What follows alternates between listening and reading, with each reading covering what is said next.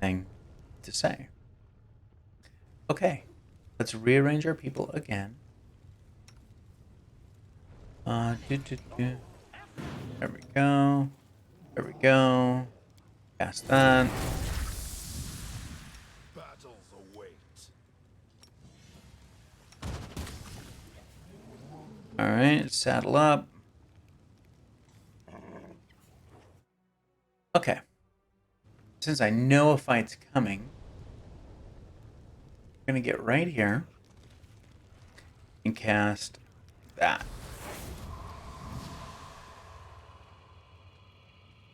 Yeah.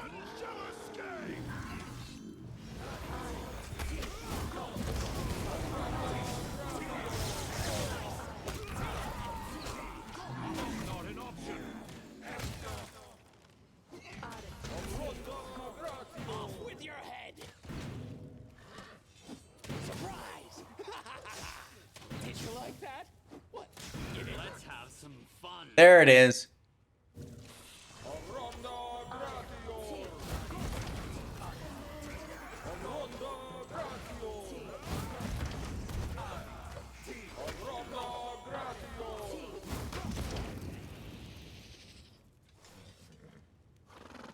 Much better. Gotta love it when you cast haste. All right, let's do this. Go and gather up. There we go. Rules are made to be broken.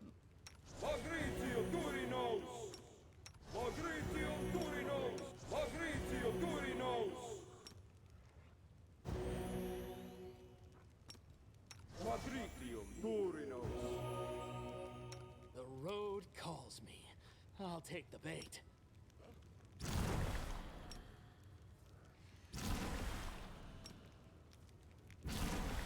There. Save it. Anything to loot? Any loots? Yes, loots. We like the loots. Ooh. Ooh, lots of shiny stuff. Let's see, what do we got here? Anything really good? A lot of scrolls. Longsword +1, that's kind of... Oh. Bracers of Eldritch Scholar. +6 bracers of armor, grant a +5 competence bonus on knowledge arcana and use magic device skill checks. Oh my sweet lord.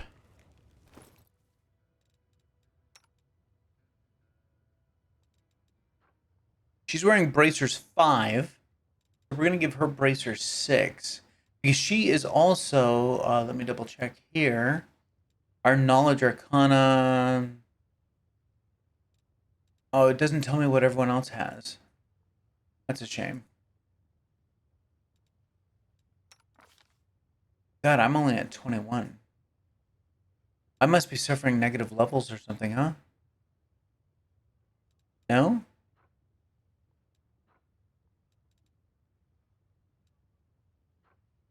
Oh, it's just because I'm exhausted. Okay. Yeah, exhaustion. No big, right? Yeah, we're all suffering that. Okay, so yeah, 29 knowledge arcana.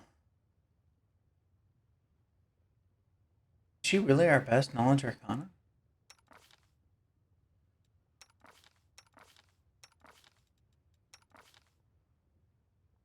I guess so.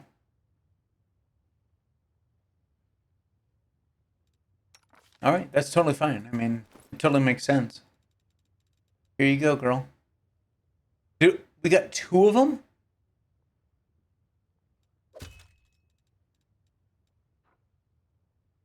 Okay, so this grants a +5 competence bonus on knowledge arcana skill checks. Adds a +2 to DC for all saving throws against spells from the Evo. So, and then gloves of arcane eradication. Oh, okay. So they're all, everything is giving a +5 bonus. That's competence. That's competence. That's competence. Okay. So we're only getting it from one of them, but that's okay because this one is giving us the +2 DC for all saving throws against spells from the Evo school. And these are giving us +4 bonus to range touch attack rolls. So still totally viable, but we're only getting the competence bonus from one of them. So I'm okay with that. But what am I wearing? Bracers 4. Now I'm wearing Bracer 6. So Ring of Protection grants a... Oh no, that's just Shield of Faith. Okay. So it's not in conflict with these. Good. Not bad at all. I'll take it. Yeah, Shield of Faith is just overriding the ring, so I'm okay. Yep, we're good. Longsword +1. Why are those purple? That's a +3. I get why that's purple. Why is the longsword +1 purple? Oh, because it's unholy, maybe? Maybe. Immaculate Petal. It's a heavy shield. +4 heavy shield grants its wearer spell resistance 17 and will negate energy resistance. Oh, as well as negative energy resistance 30. That's not bad. Too bad we don't have a sword and board. I mean, it would be Squeala or Seela. No, not the pig. Oh, all right, cool. Looted all these guys. Where in the hell are we going? We want to go this direction. Good. Portal down. House of Wicked Knowledge. That's where. No, over here. This is the House of Wicked Knowledge? Yes, House of Wicked Knowledge. Save.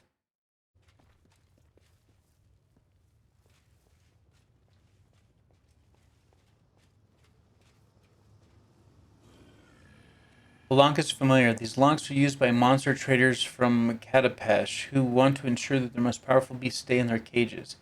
Can't be forced, but one delicate twist of a knife and done. Oh, it's a book one. Nice. Thank God. A hunt is a clash. Can it read this? No, it can't. Okay. A hunt is a clash between the hunter's cunning and the shrewdness of the prey. When the prey expects a trap, the hunter's acumen is put to the test in trying to subvert such expectations. Willadus has proven he understands this fundamental principle. A commander bursts through the front door and freezes. For all the tales about the mansion supposedly becoming a citadel, no one is there to assault the unwanted guest. There's no flying arrows, no chilling battle cries, and the expensive furniture hasn't been turned into makeshift barricades.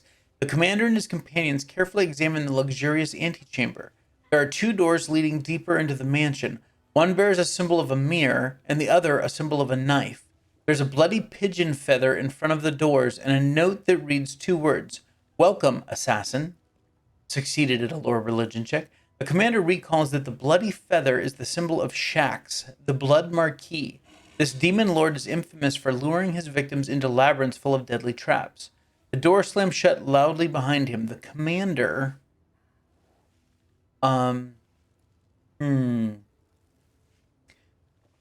It's in front of both doors. So... symbol of a mirror. The other, a symbol of a knife. There's a bloody pigeon feather in front of the doors and a note that reads 2 words, "Welcome, assassin." Knife symbol. They say that pets reflect their character and disposition of their owners. If this is true, then the lord of the mansion has a truly cruel and perverse disposition. The commander enters a spacious cellar filled with scattered bones and cages.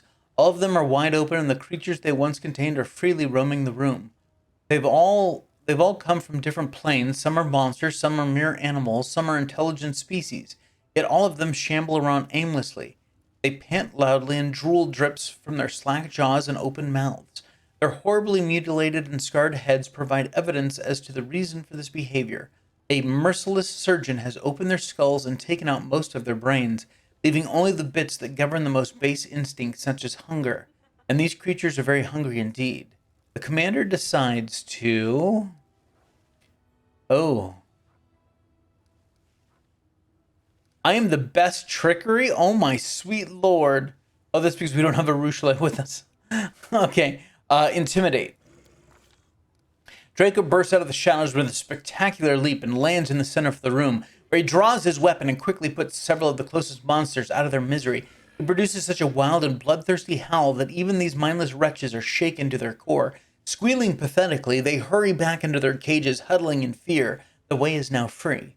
3 doors lead from this dark cellar, and its oppressive stink of blood and decay. The commander decisively reaches out for the one marked with the symbol of a pair of scales. This is like a damn choose your own adventure, except I can't go back when I go, oh shit, that's the wrong page. No matter how gleefully the lord of this place mutilates flesh, he is first and foremost a scientist. And a scientist, by definition, is a madman who can put shame in any giggling maniac with a knife. Therefore, it comes as no surprise that this laboratory is furnished with care and order. There's no hint of tawdry luxury found in other rooms. There is a multitude of flasks and vials with potions resting on the tables, and cupboards are filled with jars containing brains of all shapes and colors. As soon as the door closes behind the commander's back, a huge silvery autoclave opens with a wheezing clang, emitting a wave of soul-smelling brine. A hideous homunculus covered in glistening slime crawls out of the autoclave. Its liquid, malleable body constantly grows new limbs, eyes, and mouths, absorbing the bits and pieces it no longer requires. It seems the monster can't decide what shape it should take. It stares at the commander with a malevolent intelligence. It seems it has better mental faculties than most alchemically produced creatures. It giggles repulsively as it grabs a vial full of acid and aims it at the commander's head. The commander... Oh, we could easily do that. We could do that. We could easily do that. Starts throwing flasks of potions at it while trying not to touch any really dangerous substances. Attacks the nimble monster, hoping to corner it. Yeah. Decides to scare off the... I'm going to do this one. The barrage of flasks, vessels, and other laboratory wares forces it to retreat behind the bulk of the autoclave and defend itself from there. Draco grabs a round, corked vial with frost on the inside. Taking careful aim, he launches the projectile right at the monster's hiding place. A pale blue flash lights up the laboratory, and it instantly frozen to the autoclave, covered in a thick layer of ice. It desperately grows 2 extra mouths for its final deathly scream. The commander uses this chance to search the laboratory and manages to procure an entire satchel of useful potions and balms. Stepping over the wreckage of an expensive lab equipment and shattered glass, the commander pauses before the 3 doors and eventually chooses the one with the symbol of a full moon. The commander enters a magnificent bedroom and ends up knee-deep in a seemingly bottomless pile of soft blankets, fuzzy rugs, plump feather beds, and other covers of all sorts and shapes. They allure and promise the sweetest dreams if only Draco would lie down and close his eyes. It's a dangerous temptation. Anyone allows these fluffy killers to put them to sleep won't wake up ever again. I don't know, it sounds wonderful. I could really go for a good night's sleep. They'll crawl over their victim, piling up around them, and then suffocate and smother them to death. Okay, maybe not that good night. Carving through a feather bed with his blade, the commander sees glistening flesh, and a thick ichor oozes out from the rend in the fabric. Yet no book has ever mentioned such strange, bizarre creatures. The commander can only guess that this is the result of a strange experiment on some predatory swarm organism that disguises itself as something harmless and then preys on those it lures close. The commander decides that the best vision would be to carve a path, which start a fire, or we could lure nature its ass. Let's go with this one. The lamp that the commander has torn from the wall explodes, and burning drops of oil rain down on the rugs, setting them alight in seconds. Soon the entire bedroom is aflame. Rugs and blankets writhe in agony like living creatures. They crack and burst open, spewing hot blood. The sickly sweet smell of charred meat fills the room. Trapped in the terrible fire, Draco keeps his nerve and discovers a route to safety while avoiding the scorching flames. 3 doors with different symbols lead from the master bedroom. The commander decides he would rather take his chances behind the one with a blazing fire. From fire into fire, right? That's how that goes. The commander finds himself in a long stone passage. No traps are triggered by his careful steps, yet at the end of the passage his vision grows blurry. The illusion of safety falls apart like a house of cards, revealing an endless fiery field. Ashen mountains, rivers of lava, and magmatic. Ooh, I like that word. Magmatic volcanoes. Hot wind scorches his face. It's not difficult to conclude that this deadly place is the elemental plane of fire. Ash and volcanic rock tremble beneath the commander's feet, but walking on it seems safe enough for now. The only escape route is the distant three-way arch of roof-hewn stone containing the three familiar doors. However, in order to reach it, the commander must find a way past the river of fire, in which tiny islets of porous stone are just barely visible. The river spews out tongues of roaring flame that land on the banks and crystallize into dark glass. As a result, both banks of the river have become steep, jagged cliffs of obsidian. The commander has nothing left to do, but we could do that. Knowledge world, cross using the rocks scattered. No, that probably wouldn't be good. Lore religion 28.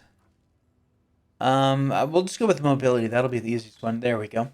Draco spots several tiny islets on the river of lava and deftly jumps from one to another, avoiding the scorching caress of the boiling magma. He manages to reach the other side of the fiery river and climbs up the deep slope. After reaching the stone portals, the commander has to decide which of the three doorways to enter. Eventually, he settles on the one with a symbol of... well, we came from the full moon. So let's do... These two are new. So we'll just do Boiling Cauldron. The commander walks into an enormous kitchen. There are massive cauldrons with shiny polished sides and tiny green flame flickers within a magical oven. The aroma of delicious spices beckons from the countless cupboards and shelves that line the walls. However, as soon as the commander enters the room, the cauldron's lids fly up into the air, blown off in powerful explosions. A nasty grayish-pink slime oozes out of the open cauldron, swelling up like dough. The slime flows down onto the floor, gathering up into massive clotted clusters, which then begin to crawl toward the commander. Draco's never seen or read anything about such a creatures before, but I did pass a nature lore check. It's reasonable to suggest that this was an outcome of a complicated and perverted magical experiment. This carnivorous slime was captured in a cave, subjected to magical transformation, and fed entirely with brain tissue. We could do use magic device. Okay. We'd need to roll a 7 on that. We would need to roll 4 better on that.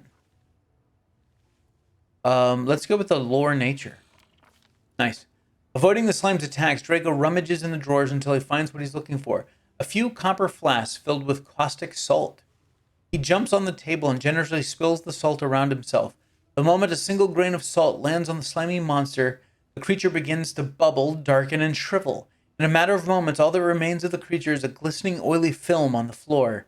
After meticulously examining the food on the undisturbed shelves, the commander decides to rest. He takes the opportunity to recuperate and bandage his wounds. It is thinking ahead rather than rushing forward recklessly that separates able tacticians from those who rashly press on and perish. The 2 doors lead from the kitchen, where it is apparently easier to be eaten than to eat. The commander chooses... God, we're back at the full moon? But let's go. Let's try it. Yep, okay. So let's go Blazing Fire and which one did we do last time? Mobility? Mobility. Mobility. Okay, now let's choose the rod, because we've done Boiling Cauldron and Full Moon. The door doesn't budge. The commander forces it open with his weight and enters the same hall where this dangerous expedition first began. The cozy, comfortable setting in no way hints at the nightmares that awaited the commander inside the mansion. The door outside is wide open, and through the doorway, dark figures can be seen clutching weapons. All of this was nothing but a warm-up. The final decisive battle is still to come. The commander prepares for a fight as he steps outside the accursed mansion. Hey, we made it through the whole damn thing, though. Not one fail.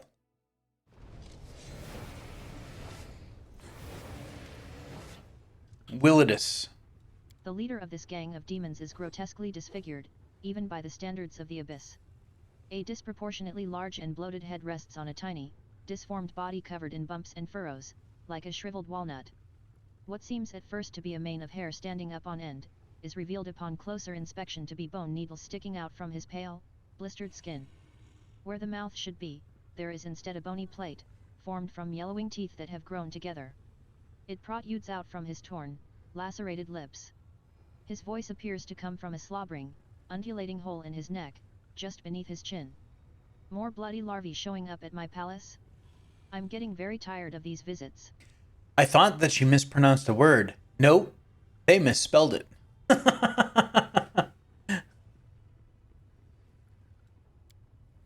What a freak. Even I feel somewhat conflicted. Would killing this creature be an act of cruelty or mercy? I do not wish to show mercy to the scum that set me up. Don't worry, I'll be the last guy to... Maybe I should go back to letting her read, huh? Demon's cloudy eyes flare with anger, blah, blah, blah, blah, blah. Soon we shall find out what your tiny, ridiculous worm-eaten brain smells like. Kill him. Been waiting for this moment. Tomorrow morning, my reputation will be spotless again. Sweet dreams. Crusading isn't that boring after all. And I don't even have time to get on my damn horse. Okay, butcher, butcher, Willidus, butcher. Okay, everyone, go after Willidus. Kneel before me.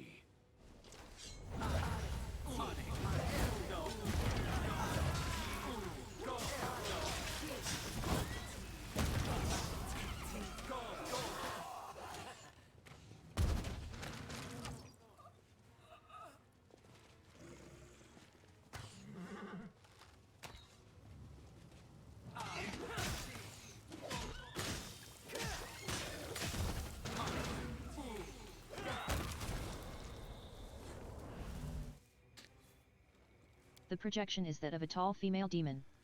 Unlike many of her kind, she seems slimmer, and less stocky in build. Upon closer examination, you realize that her thinness is caused by extreme emaciation, which makes her look like a withered tree. The skin on her neck and wrists bears the marks of shackles, and her body is covered with flaming seals of Baphomet. Lowering her eyes, the demon addresses you quietly. Allow me to congratulate you. The short work you've made of 𝐿𝐿 proves you are a true professional. I am Holzara. On behalf of the Assassin's Guild, I congratulate 𝐿𝐿 on completing his contract. You have fulfilled the order we received for Willidus' murder, and therefore you have the right to collect the bounty, even though you're not a guild member yourself. I'm sure you also have many questions about what happened. I doubt our guild is hard to find. There is a notice board at the entrance where the assassination contracts are posted. Who are you? I'm Horzala, Baphomet's daughter. Horzala, not 𝐂𝐻𝐵𝐵. She is my elder sister, but I doubt you're able to appreciate the true extent of my misfortune. I'm also known in Illusionary as the assistant and right hand of 𝐂𝐻𝐿, the head of the Assassin's Guild. Do you know what happened here? You may know a thing or two, but we should discuss these matters inside the guild, not in public. Who's going to overhear us? The corpses? Why don't you come here and speak to us face to face instead of projecting an illusion? Or are you afraid we won't like your answers and we'll make you join Willidus? We'll pay you a visit. The bounty awaits you. Yes, we're definitely going for the bounty. Not sure what reward awaits us, but I truly hope it's a considerable sum of gold, not a meager payment served up at the end of a blade. Good point. We, need to rest. Oh, where's that other body? Did we get all the bodies?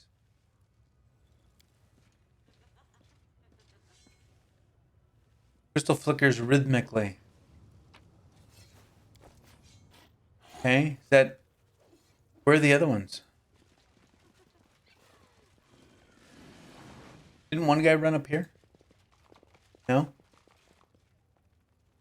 Okay, Assassin's Guild. Is that up here?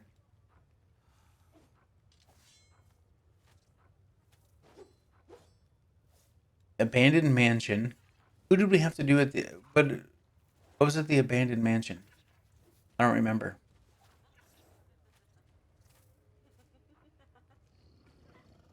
Was that Woolgif's?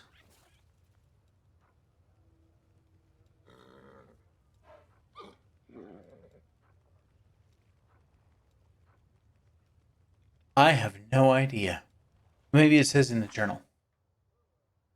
Willidus is dead, but appears he's not actually the treacherous client who set 𝐿𝐿 up. It seems that the commander and 𝐿𝐿 were caught up in a web of intrigue and deceit designed to bring about Willidus' fall. Strange situation, but a demon claiming to be the daughter of Baphomet has promised the commander that all his questions will be answered at the Assassin's Guild. That does not help me.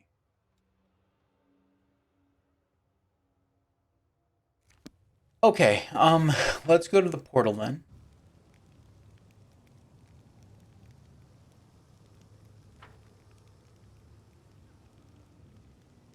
We need to rest because everyone is just totally wiped.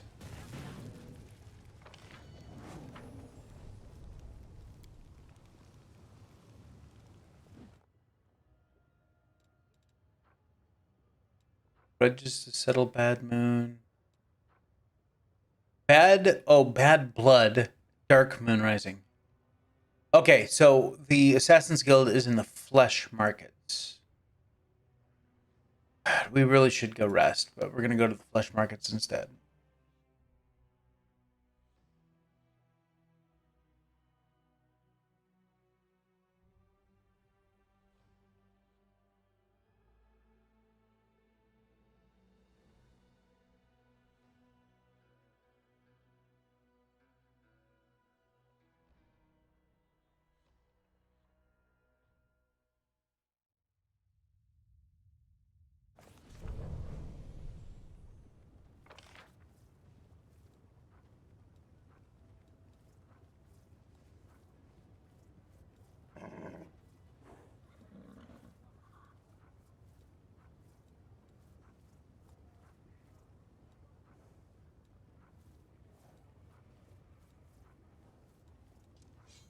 I don't see them anywhere.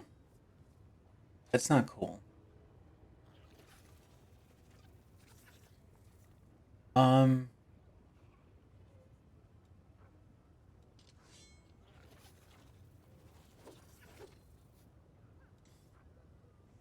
we need to... Okay. Do we need to... Let's see. Midnight Isles.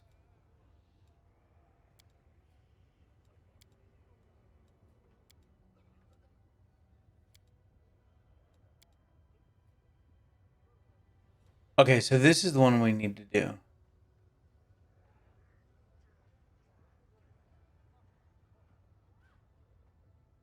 Name of the Abyss resists his intrusion. Am I living organ? No. And I wish for a freaking quest marker.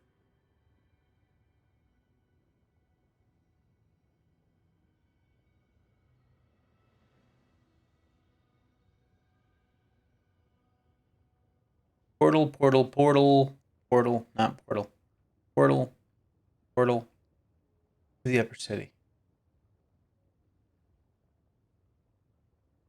I guess we'll start by coming over here.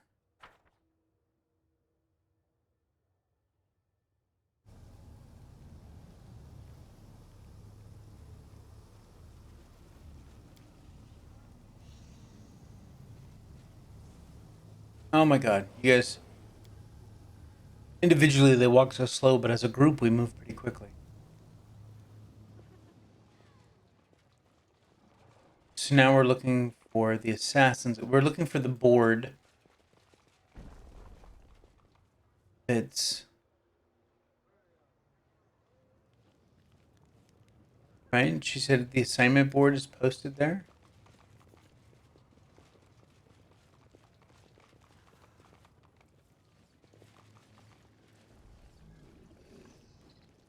Forwards? No, backwards. No, not that way. Where's that go?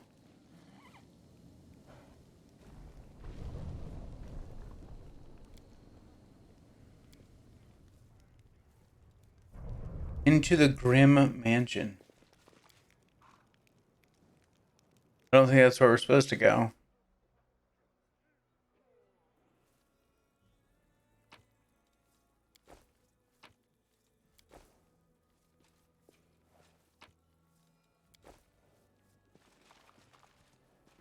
Take a look. Oh shit. Trail me. I have no one to pick a lock. Uh,